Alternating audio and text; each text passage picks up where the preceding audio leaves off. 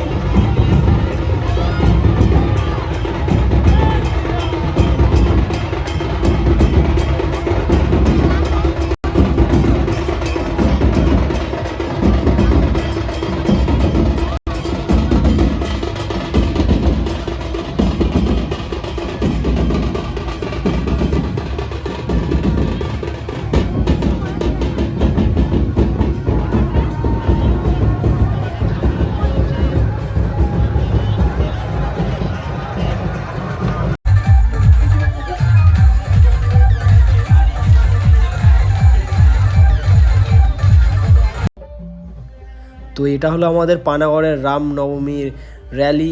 দেখতে পাচ্ছ খুব সুন্দরভাবে রামনবমীর র্যালি মানে যাচ্ছে।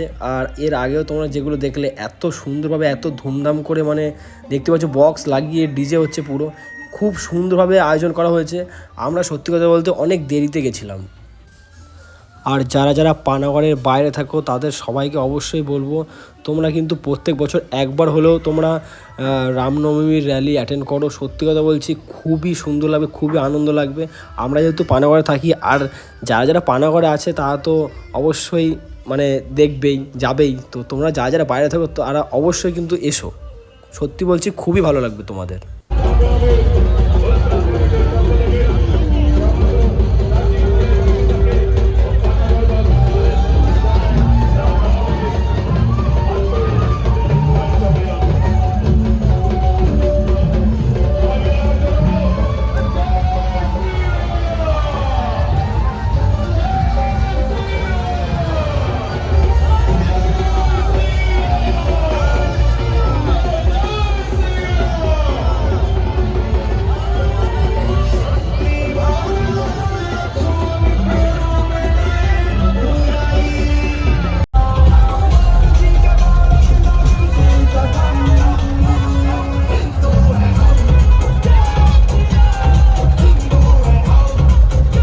তো আমরা রামনবমীর র্যালি দেখে চলে এসেছি, আর কিছুক্ষণ আগে ঢুকলাম, এখন বাজে প্রায় 9:30। আমরা 3-4 জন মিলে গেছিলাম রামনবমীর র্যালি দেখার জন্য। আর সত্যি কথা বলতে একটু লেটেও গেছিলাম, এর আগে মানে ভালো ভালো র্যালিগুলো চলে গেছে যেগুলো দেখতে পাইনি আর তোমাদেরকেও দেখাতে পারিনি।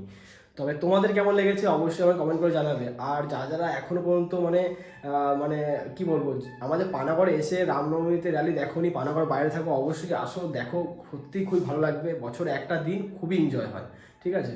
আর হ্যাঁ, আমার কিন্তু ভিডিওগুলো আসতে একটু লেট হচ্ছে, বুঝতে পারছি, ঠিক আছে। কি করবো বলো, নিজের কিছু পার্সোনাল কাজের জন্য আমি ফেসে আছি, যেই কারণে মানে আমার ভিডিওগুলো করা হচ্ছে না, অনেকটাই লেট হয়ে যাচ্ছে। আজকে প্রায় 2 সপ্তাহের উপরে হয়ে গেল আমি ভিডিও দিই না, হ্যাঁ, মানে তারপর 2 সপ্তাহ পরে ভিডিও দিচ্ছি।